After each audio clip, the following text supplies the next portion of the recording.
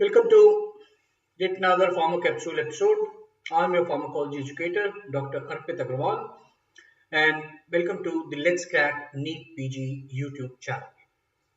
Today we have a very interesting session ahead, and we are going to discuss some of the latest pattern MCQs that are likely to be asked, both the questions and the pattern that are likely to be asked and will help you in the upcoming NEET exam, upcoming FMG exam. So let's begin. Unacademy, the best platform to help you crack NEET PG exam, the best platform to help you crack FMG exam. So download the Unacademy app right away. Brief about myself. I am your pharmacology educator, Dr. Arpit Agarwal. I am MD in pharmacology with over 10 years of experience in teaching students across the country and abroad. Over all these years, I have successfully mentored more than 50,000 students, helped them crack various pre-PG examination as well as FMG screening examination. So after a brief about myself, some details about Unacademy. Unacademy brings you two kinds of subscription, the Plus subscription as well as the Iconic subscription.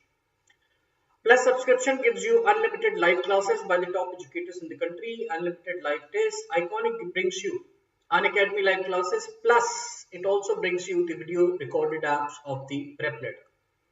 So with Iconic you get both Unacademy live as well as the recorded lectures of the prep letter. Remember the code Dr. Arpit Agarwal. This is the code that you want to remember. If you are the first time downloader of the Unacademy app, you need to unlock free classes. So free classes by the top educators on the Unacademy app can be unlocked by the code Dr. Arpit Agarwal for the first time downloader subscribers of Unacademy. Later on, if you want to buy the subscription, whether you want to buy the Iconic subscription or the Plus subscription, use this code Dr. Arpit Agarwal and it will give you a 10% discount. 10% discount. So Plus subscription can be availed for 1 month to as high as 36 months. Again, use the code Dr. Arpit Agarwal to gain a 10% discount. Good afternoon, Shivika. Nice to have you back. Unacademy brings you the best educators. So you can watch the free classes first and then make up your mind to go for Plus or Iconic subscription. There are latest upcoming batches every week and these batches are specially targeted to your needs. Also, you have the free test series targeted at FMG, NEET, INI, CET, Grand Test, every kind of test series that would help you in cracking these examinations is available only and only on Unacademy platform. Now, this is the schedule of our classes so far. We have started or I have started with the Pharma Capsule series on the Unacademy Let's Crack NEET PG YouTube channel. Let's Crack NEET PG YouTube channel, where you will find on 19th of March we have started this Pharma Capsule series. Your daily dose of pharmacology is met by this Pharma Capsule series. So 19th at 7 we had anti-cancer drugs and at 9 p.m. we had mnemonics and images part 1. Today, that is 20th of March, 10 a.m. in the morning, anti-cancer part 2, 12 mnemonics part 2, and right now we are going to start with the latest pattern MCQ in the Pharma Capsule series. So latest pattern MCQ is what we are going to discuss, and let us start. First kind of pattern that we are seeing is these kind of where you are given multiple statements, and after these multiple statements you are given various choices and you have to take which of these is the correct answer. So that is the first kind of pattern. Latest pattern MCQs that we are seeing is the question where multiple answers can be correct. So you are given all these statements. Try to understand the pattern of the question. You are given so many statements. Like in this question, you are given 6 statements. And then you are asked to choose between A, B, C and D, that which of these are true. So what is this question? How we can attempt such questions? Multiple statements can be true here. So which are true? So this is a pattern typically that we have seen in the INI CET. First of all, try to understand. INI CET. Institute of National Importance Combined Entrance Examination, which has replaced the earlier entrance examination for AIMS, PGI and other national institutes like JIPMER, which were autonomous institutes. They used to conduct their own exams. Now their exams are clubbed under this INICET. Now in this PGI, if you will remember, PGI always had this pattern where multiple answers could be correct. So if there were 5 options, 5 of them could be correct. Now once they have integrated the exam, they have also integrated the pattern. So now in such kind of questions, these are PGI type questions. You have to look at each statement and you have to then think whether it is true or false. So it is actually all statements are question in itself, so which is true. So low molecular weight heparin in contrast to unfractionated heparin. Now you see there is a trick in solving these questions. You read this question and you try to focus on one statement which you know definitely is correct or which you are sure. So suppose I know that low molecular weight directly inhibits thrombin. This is false. Suppose I know only this, that I know that low molecular weight heparin or unfractionated heparin, whether it is unfractionated or low molecular weight heparin, they all act via antithrombin 3. They cannot act independently. They cannot act directly. So they all act via antithrombin 3. So this is false. This is false. So the moment I know that this is false, I can rule out this option and I can rule out this option. So what is the trick in solving these questions is to focus on that statement which you are definitely sure of. So pick that statement and based on that rule out 1 or 2 options if possible.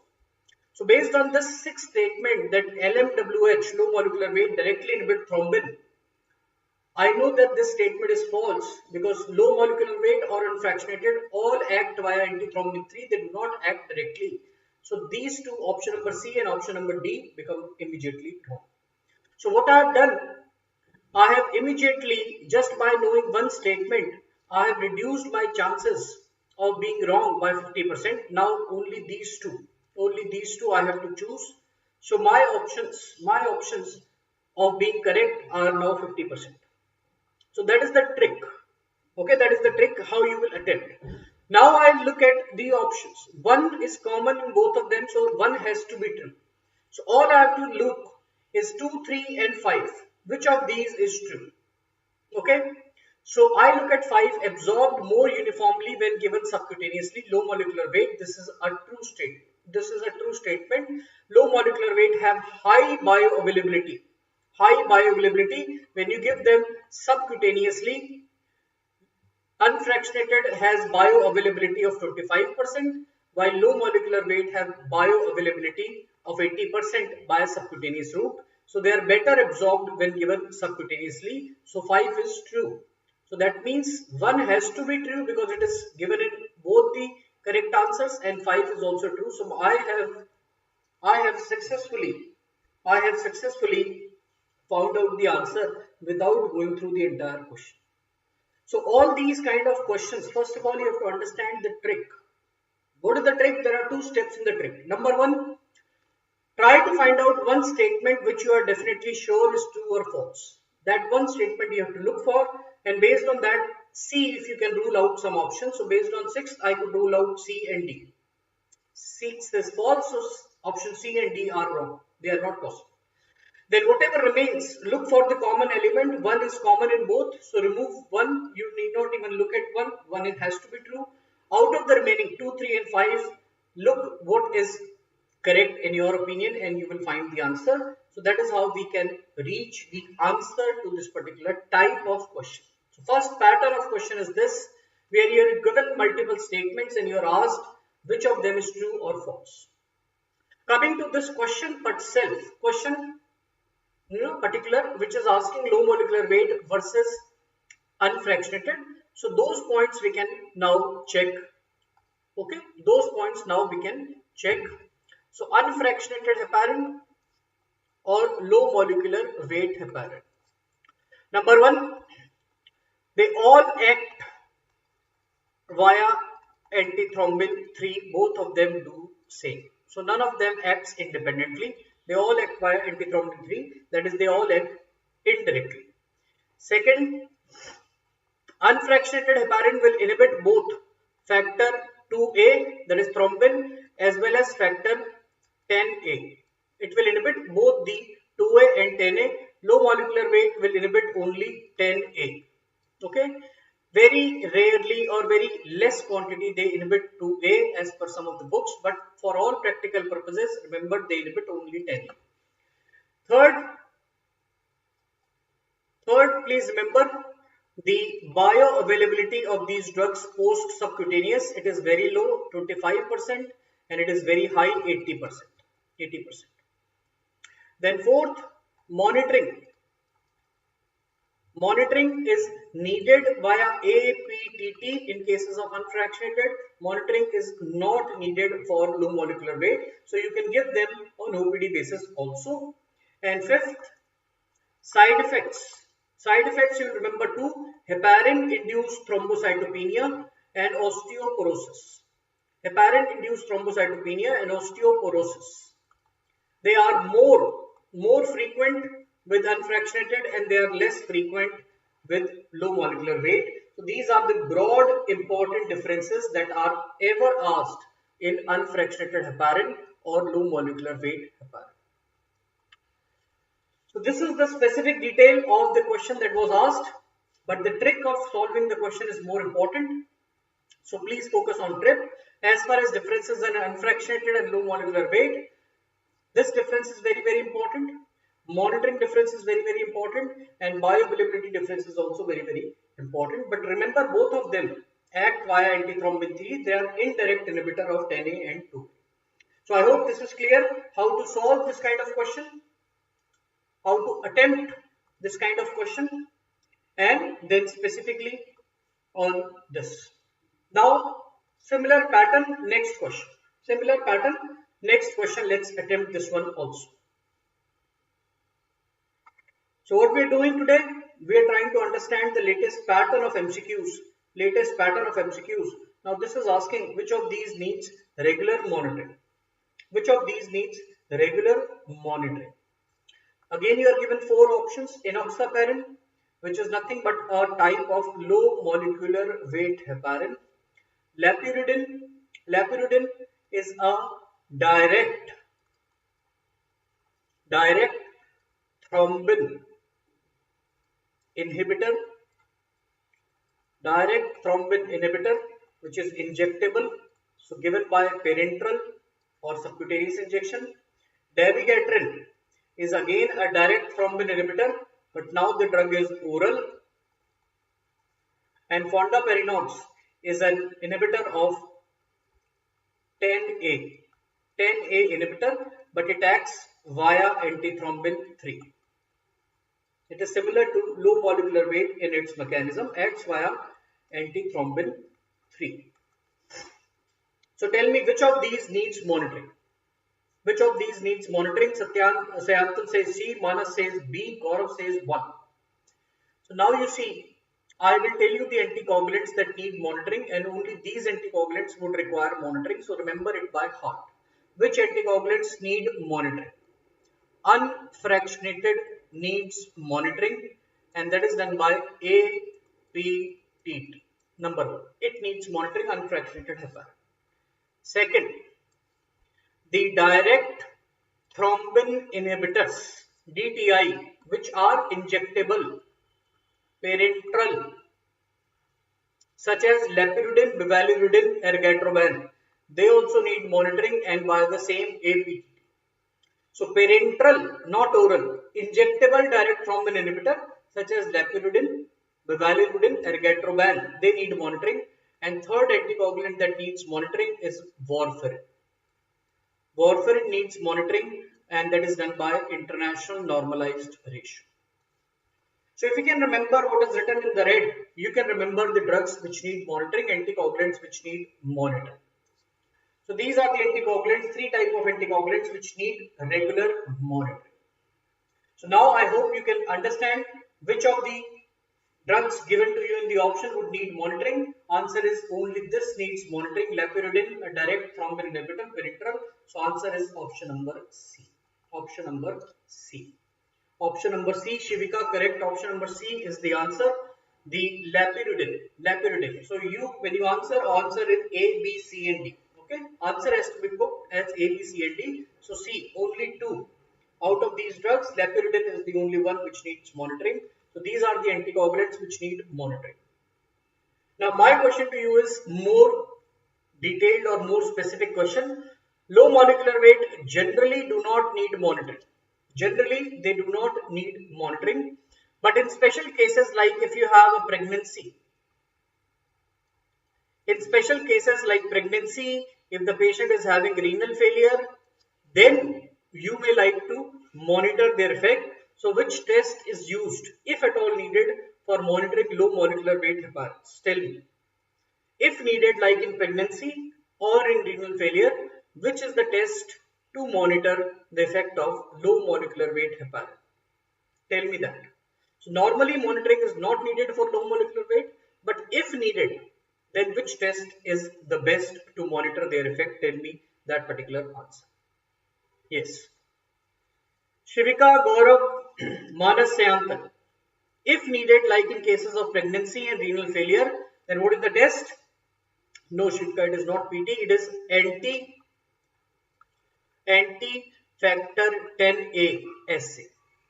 Please remember, anti-factor 10A assay is the best test if monitoring is to be done for low molecular weight heparin.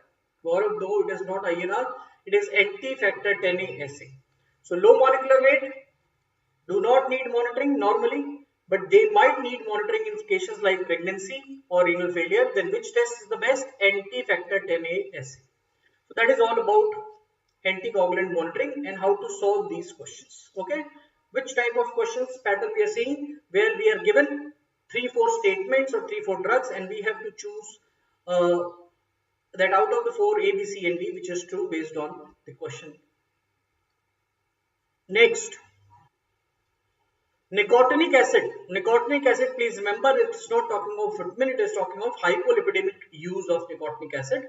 So nicotinic acid should be avoided in, okay, nicotinic acid. It decreases the triglycerides mainly. Decreases triglyceride mainly. It should be avoided in patient with peptic ulcer, patient with gout, patient with diabetes, and patient with low HDL levels. So, which should be avoided? So, take one by one. Peptic ulcer. You see, nicotinic acid, when you give this drug, it causes lot of dyspepsia. So, dyspepsia, nausea, vomiting, GI side effects are common problems with nicotinic acid. So, please try to avoid.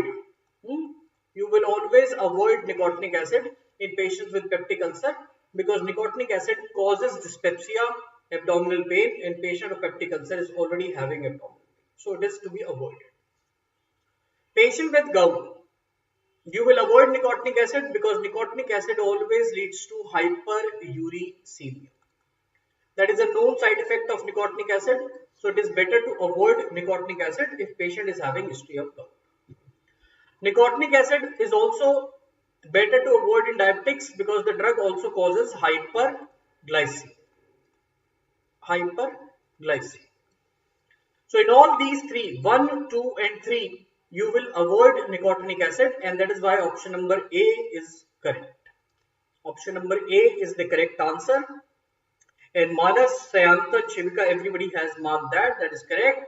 Option number D, patient with low HDL cholesterol levels.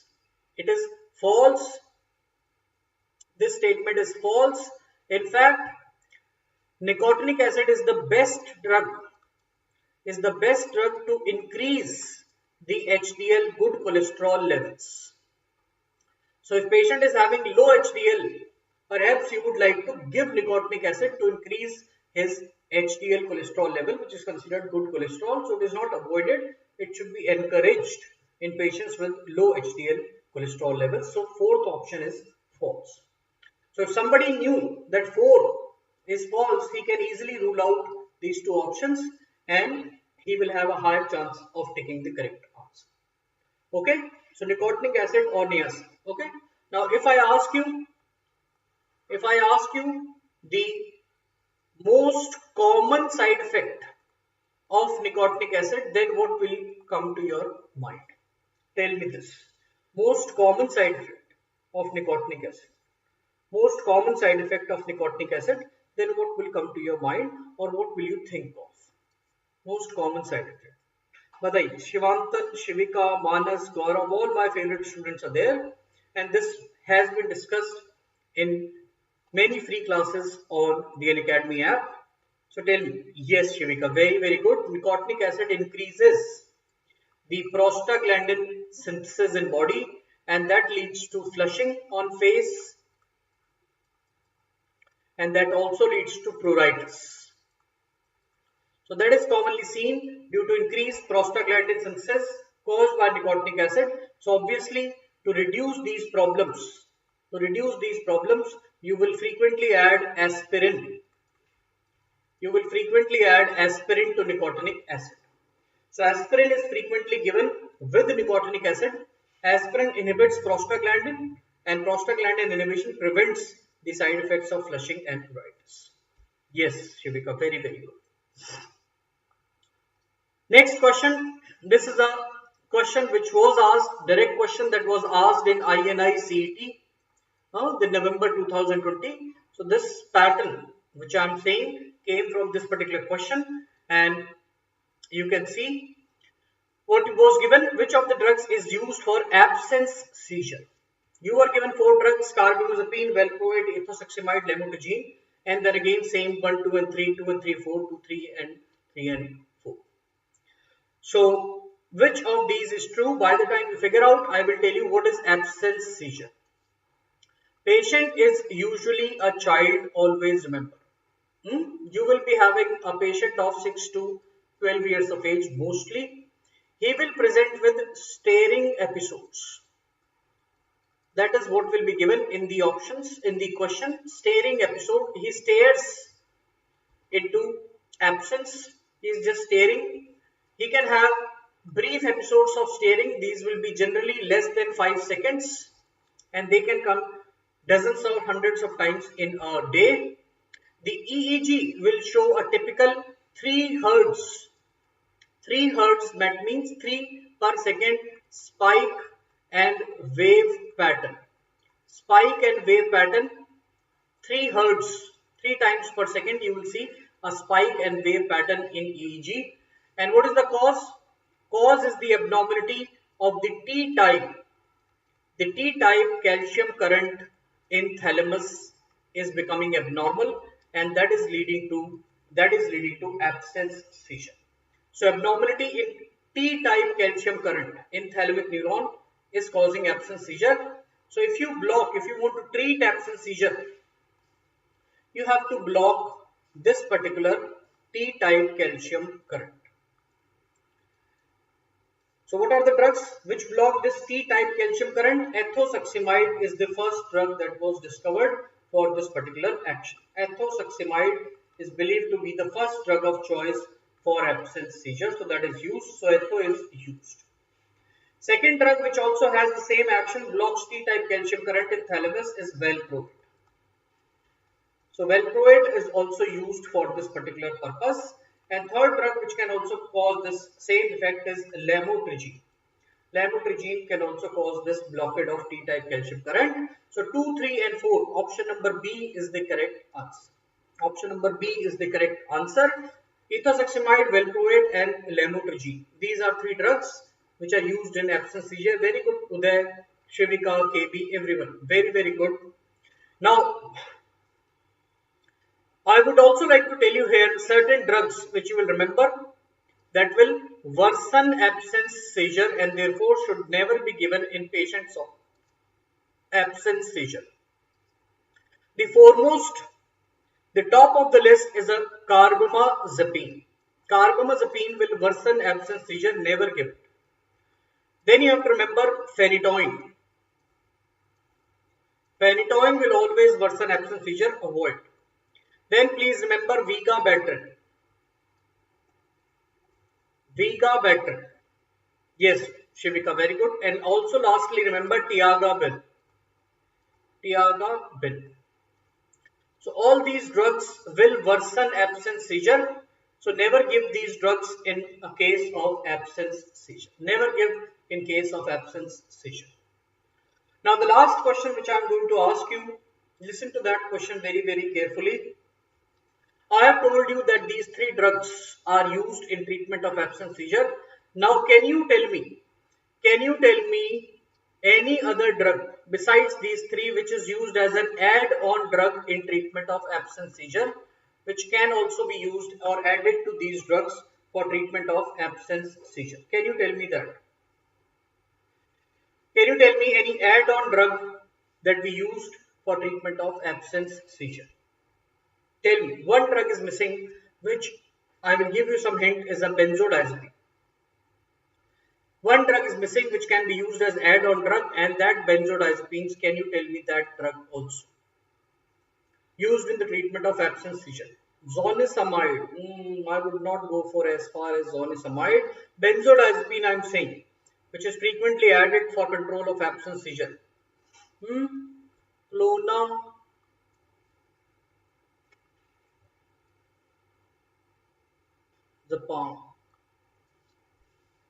Clonazepam can be used. Clobazam can also be used. So benzodiazepines like clonazepam, clobazam, they can be added. They can add on drug. They are not drug of choice. Clobazam, clonazepam, they can be used. Okay, Manas, very good.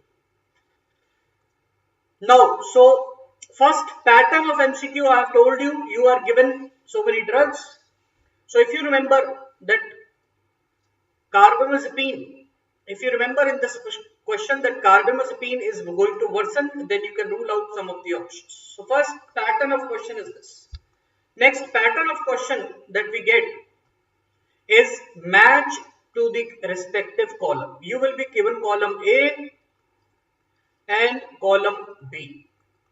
So matching of the column is the next pattern of MCQ that we are seeing presented to you, and that is the next pattern that we will discuss. Match the columns. Match the columns. So now let's look at this particular question. Match the column. Which is not correctly matched, that is what is asked, to its specific antidote. So now in this question, do not look at the answers first of all. Do not look at the answers. The trick will remain the same. Trick will remain the same, which is not correctly matched. Look at all these options as individual questions. Individual questions. So mushroom toxicity, atropine. Is it correct or not? This is correct. Atropine is drug of choice for early mushroom toxicity. Early mushroom poisoning. Atropine is drug of choice, so that is correct. So one is correctly matched. So one is not the answer. Beta blocker toxicity, glucagon is the drug of choice, that is also correctly matched. So this is also not the answer. Datura toxicity. Datura is nothing but similar to atropine poisoning or belladonna poisoning, and treatment of choice is physostigmine. So 3 is also correctly matched. Then parathion, the correct answer is option number D. 4, parathion is a type of organophosphorus, and for organophosphorus poisoning, it is not neostigmine, but it is atropine. Atropine is the drug of choice for parathion poisoning. So this is the second pattern of MCQ that we are seeing. Match each column. Match each column. So if you are asked to match, then each column or each row in the column becomes one individual MCQ. You have to look at that and see if that is correctly matched or not. And then you will find one which is not correctly matched. So these questions are going to take time. You will have to match each column on left hand side to right hand side. It will take time, and do not hurry up in such question. Take your time.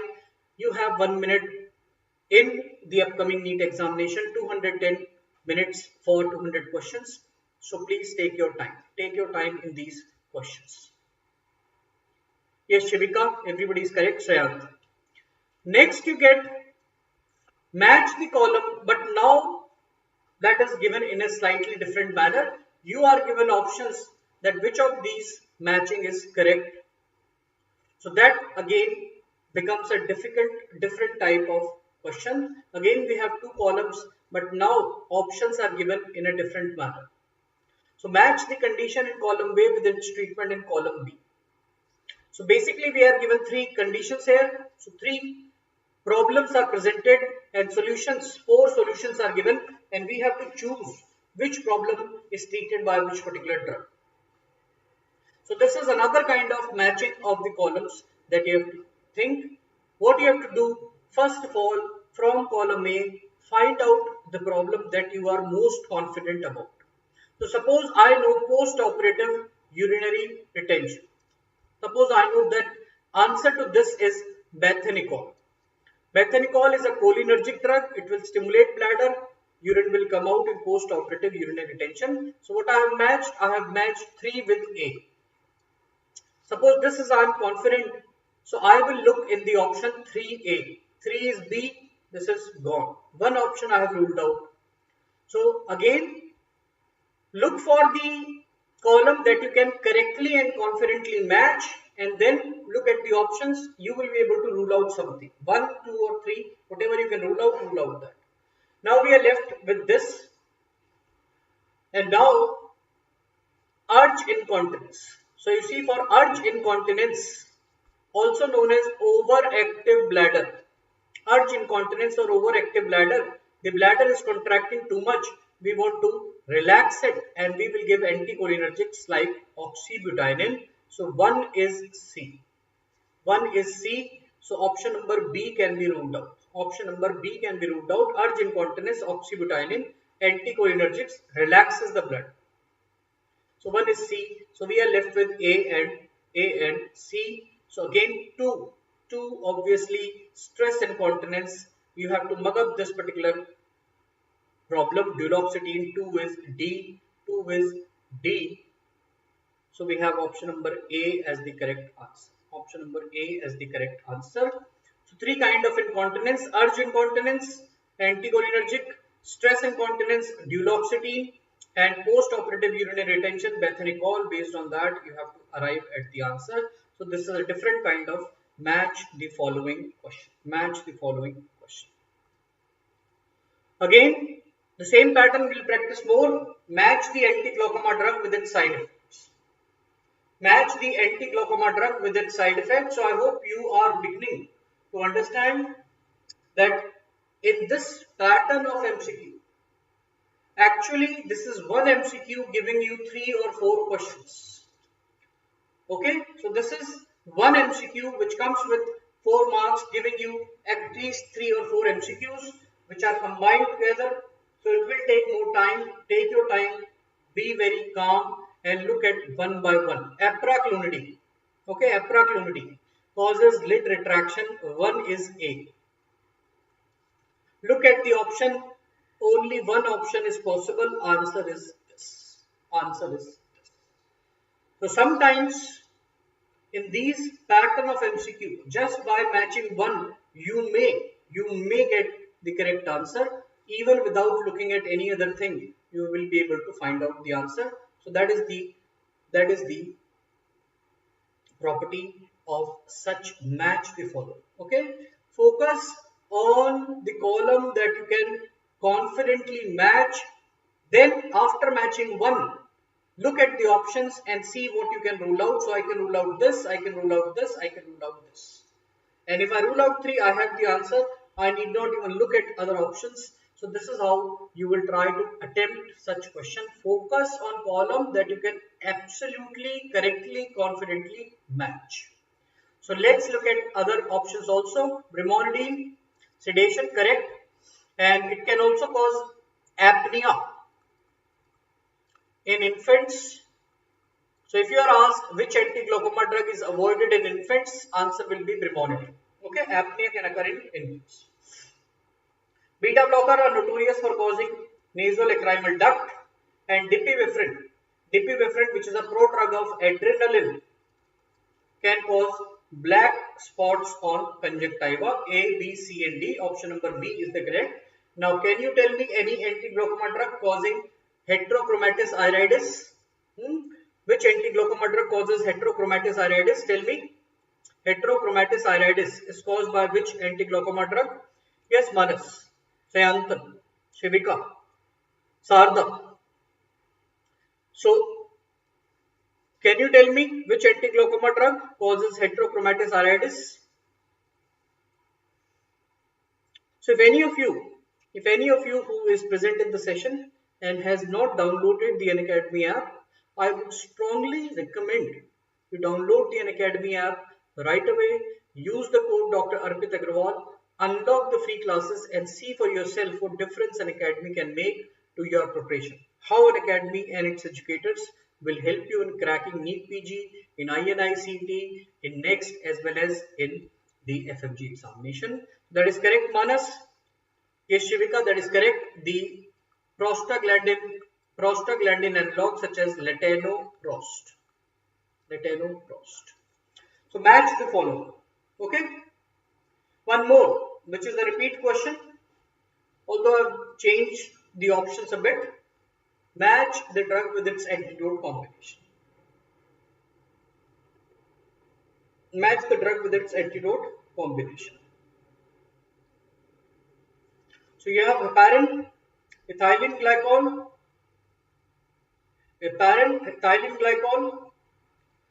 You can see nitrates and valproate on the left hand side column, and antidote is written on the right hand side.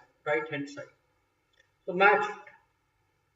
So again, use the logic which I have told you. Focus on something that you absolutely know. So I think it is simple. Heparin, most of the students should know. Antidote is protamine sulfate. So 1 is B. So I am going to look at 1B and I find only one option. So 1 is B. So this and this can be ruled out. Okay. So answer is very, very simple. So that is the point I am trying to make. That in these match the following, focus on one column that you can accurately and confidently match. Then look at the options and see what you can rule out.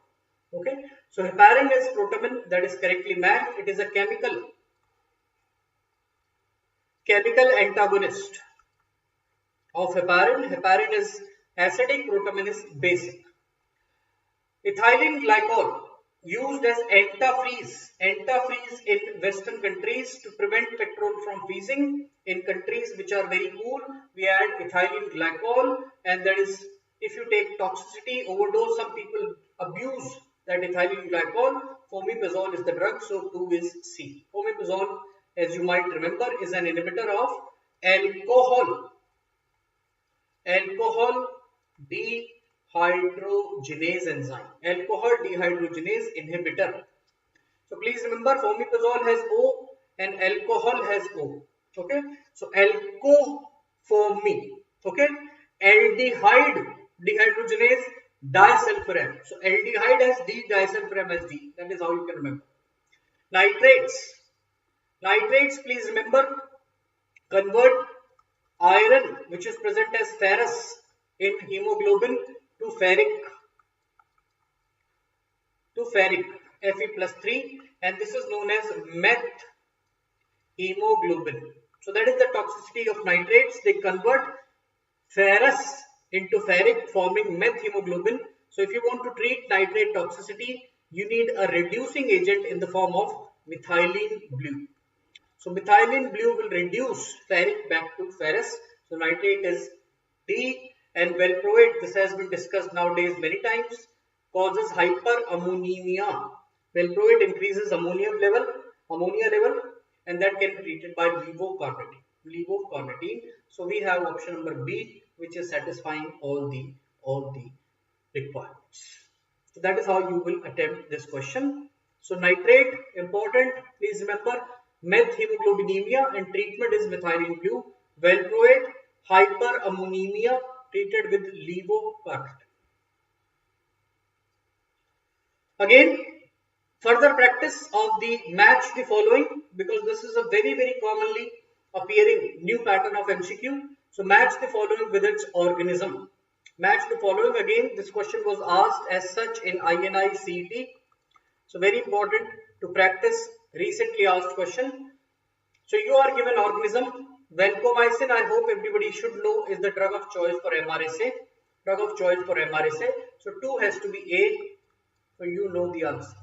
So all I am trying to put forward, you might not have such easy options in exam, but what I am trying to put forward here, look for something that you are very confident, try to match it first of all, and you will be able to exclude 1 or 2 options based on that. Okay, so that is the trick in all such questions. So vancomycin is used for MRSA. Bacteroids are anaerobic organism. And please remember, for anaerobes, these are the 3 most commonly used drugs. Most commonly. For most anaerobes, we would like to start with metronidazole. That is a very commonly used drug for anaerobes, and bacteroid is an anaerobe. So metronidazole is given for anaerobes. Then another antibiotic effective against anaerobes is clindamycin. And third antibiotic that can be commonly used against anaerobes is beta-lactam's antibiotic. So these are the three types of antibiotics that are commonly used for treatment of anaerobes. So metronidazole is the drug for anaerobes. I hope everybody is aware. Klebsiella. Klebsiella is a very resistant gram-negative organism. You can, for ease of understanding, you can think of drugs of organisms like Pseudomonas,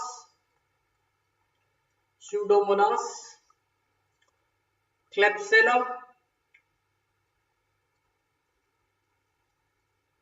and one more you have to remember here, Enterobacter, not Enterococcus, Enterobacter. Think of these 3, Pseudomonas, Klebsiella, Enterobacter, as very resistant gram-negative organism.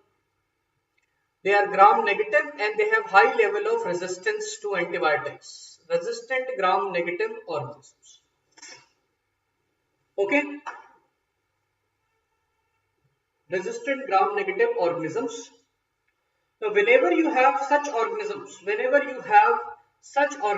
I will tell you which drugs are commonly given for treatment. Which drugs will you think for treatment of these resistant gram-negative organisms? First of all, try to look for ceftazidime. If ceftazidime is given, that is a possible answer. If that is not given, try to look for 4th generation cephalosporin like cefepime.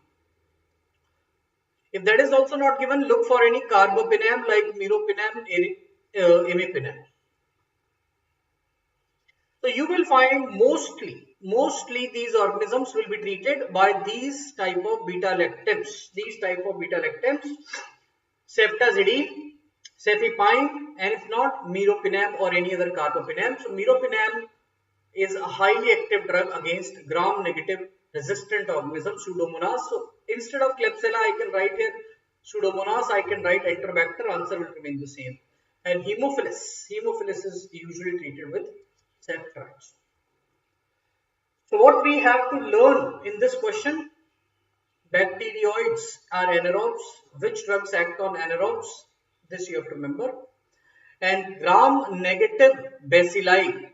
These are all gram-negative bacilli like Pseudomonas, Klebsiella, and Enterobacter. High level of resistance is there. So either ceftazidime or 4th generation cephalosporin or carbapinam, they are the important drugs to treat these organisms.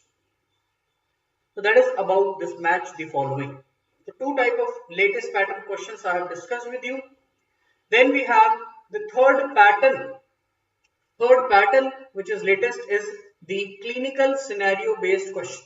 So all these questions would put you in a clinical scenario that you are the doctor sitting in emergency or OPD and a patient comes to you with a particular problem. What will you do? Okay, what will you do? So these are clinical scenario questions. So we have an unvaccinated resident doctor. Okay, unvaccinated resident doctor. He got needle stick injury with a patient who is Hep B positive. So the patient was positive for hepatitis B. The resident doctor received a needle stick injury and that needle had a blood of the patient who was Hep B positive. His means resident doctor's HBsAg is right now non-reactive. post-exposure prophylaxis for the resident doctor. So what is the post-exposure prophylaxis for the resident doctor? So tell me, so post-exposure prophylaxis of hepatitis B. That is what is asked for a previously unvaccinated person. So the answer will be, you will give one shot of hepatitis B immunoglobulin, and then you will vaccinate, and vaccination is given in 3 doses for hepatitis B. So that is what is the post-exposure prophylaxis. Please remember, post-exposure prophylaxis for Hep B patient, for Hep B, for those who are previously unvaccinated. So like needle stick, sexual or infants who are born to infected mother, single IM immunoglobulin, hepatitis B immunoglobulin stat immediately. And then 0, 1 month and 6 month. 0, 1 and 6, you will give 3 injections of hepatitis B. Again it is given IM. So that is what you will do for post-exposure prophylaxis of Hep B for previously unvaccinated.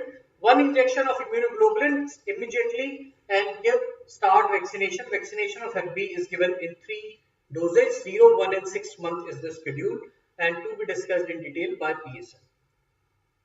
So this is the third pattern of MCQ clinical scenario where a situation which is likely to happen in clinics is presented to you.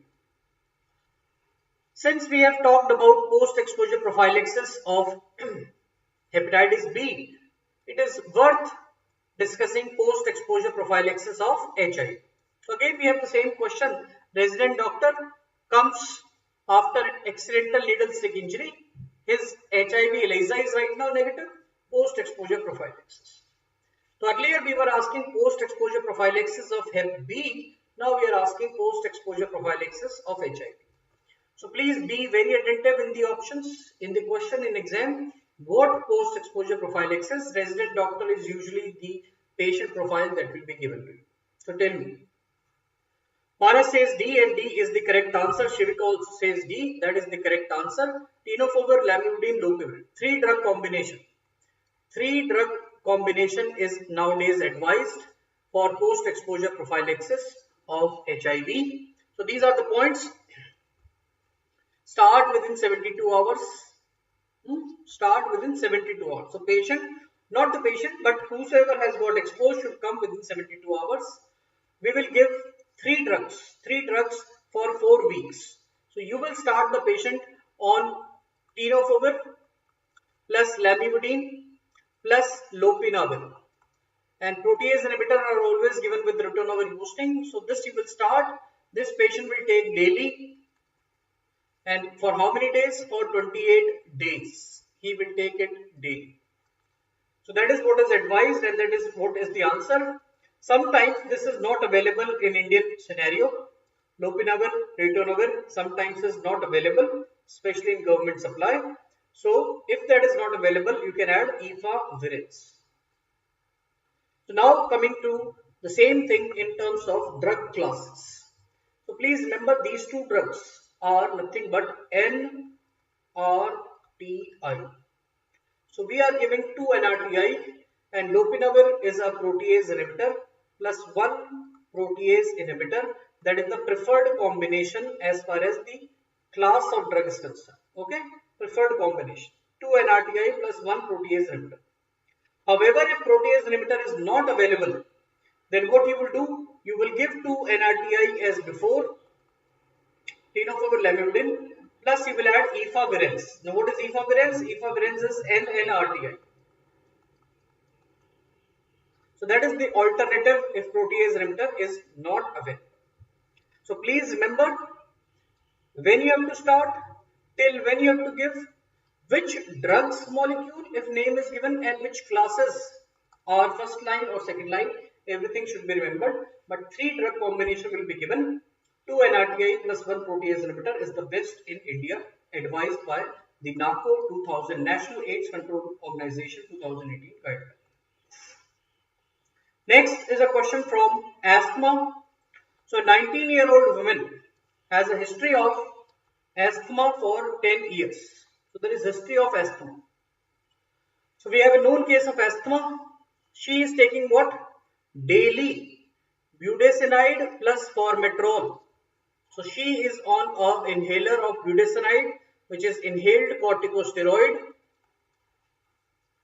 plus formoterol, which is nothing but a LABA. So she is taking daily budesonide plus formoterol ICS LABA, which is the correct thing to do. Now she presents with complaint of acute onset of dyspnea and wheezing. So she is taking this maintenance therapy daily. Now she has developed acute attack of dyspnea. So we can say now the patient is in acute attack of asthma. Which of the following should be the best treatment for this episode? So tell me, what will you give? Inhaled salbutamol, that is nothing but SABA. Albuterol is another name of salbutamol. Oral salbutamol, so there is difference of inhaled and oral. In asthma, the treatment is via inhalation. So obviously oral drug will not be used, it will cause systemic side effects. So we will not use oral, so that can be ruled out. Oral dexamethasone and inhaled budesonide formoterol. Manas says D, Shivika says D. So please now remember what we are trying to understand here is the recent guidelines. So the next pattern of MCQ is recent changes in guidelines. Okay. Next pattern of MCQ is recent changes, especially in guidelines of important or common diseases. So answer here will be inhaled budesonide formoterol. I'll tell you what has changed as per what we call as Global Initiative, GINA, Global Initiative for Asthma 2020 guidelines, GINA 2020 guidelines. They are the most widely accepted guidelines for asthma, and what has changed, let me just briefly summarize for you. So what has changed? You see, prophylaxis, or you can say maintenance of asthma, ICS plus LABA has been the standard of asthma prophylaxis for a very long time, and that remains same. It is the acute attack treatment. Acute attack, which we call as reliever treatment. Reliever, acute bronchodilator, that has changed. Earlier, till 2019 guidelines, they used to say whenever there is acute attack, you take inhaled salbutamol, that is SABA, SOS, as and when required. So for maintenance, take ICS. For acute attack, take salbutamol inhaled.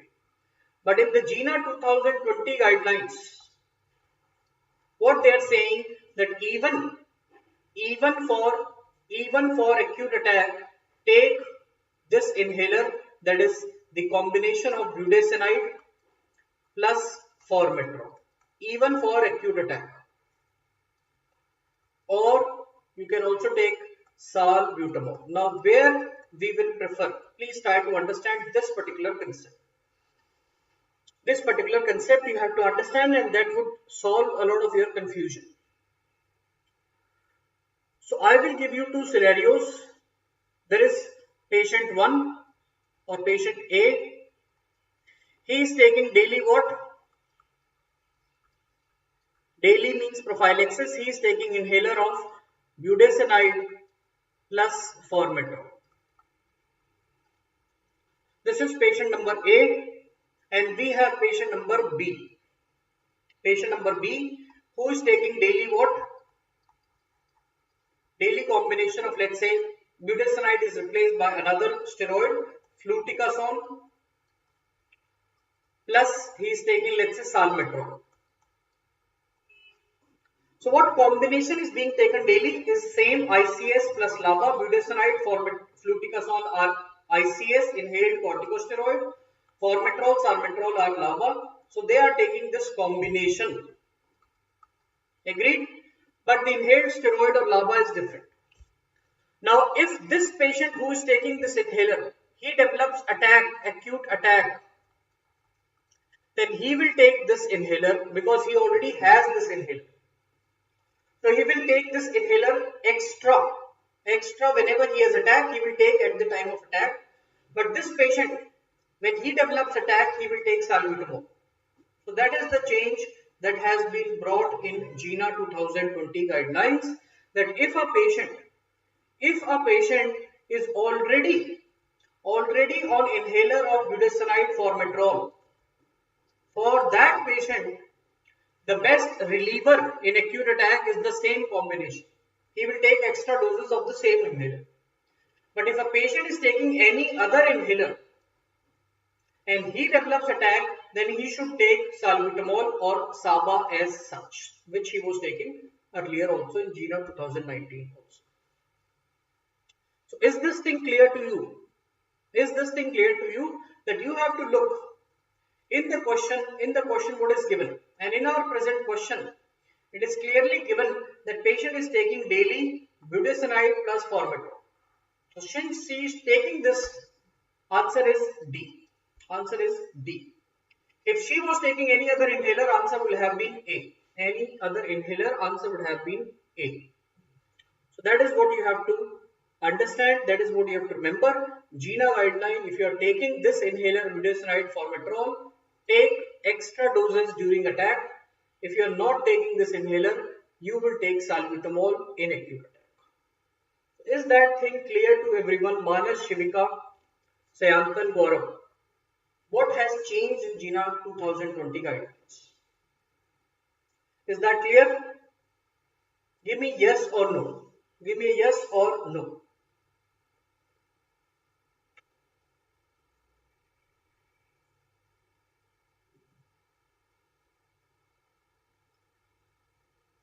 Okay, sure. Thank you. Now we have some standard questions, latest pattern, which are clinical scenario, but they are asked on the pharmacokinetic properties. Pharmacokinetic drug interactions are very commonly being asked nowadays. So that is another type of latest pattern question. So we have a patient with asthma. She is taking theophylline. She develops UTI and she was treated with an oral antibiotic. Subsequently, she develops tachycardia, nausea and severe headache. Investigation revealed high serum theophylline, which has caused this. So that is a standard pharmacodynamic drug interaction question. It has been asked multiple times, but to complete the pattern of question we have to discuss, answer is B. Very good. So antibiotics like Cipro or erythromycin. If erythro was given, that will also be a correct. These antibiotics are inhibitors of the cytochrome enzyme in liver, and by inhibiting cytochrome, they increase the theophylline level. They increase the levels of theophylline. Its metabolism is inhibited, level go up, and patient develops toxicity. So here Cipro is given, but erythro would also be an equally acceptable answer. Yes, correct answer. Shivika, enzyme inhibitor property. So pharmacokinetic drug interaction. Which drug interaction is being asked nowadays? Theophylline. Please remember theophylline with Cipro or erythro. Similar pattern, only the drugs have been changed. Now, male hospitalized with muscle pain, dark urine. Ongoing medication include atorvastatin. Serum creatinine kinase was significantly raised. Addition of which drug might have precipitated this condition? Same pattern. I can just remove theophylline, add atorvastatin. Instead of vomiting, seizure, I have increased serum creatinine kinase, and question is same mechanism. Erythromycin is the answer. Erythromycin inhibits cytochrome, as told earlier, that decreases statin metabolism. When metabolism decrease, level go up and it results in toxicity, and toxicity of statin is severe myopathy. So patient has developed muscle pain, myoglobinuria, dark urine, and creatine kinase is raised.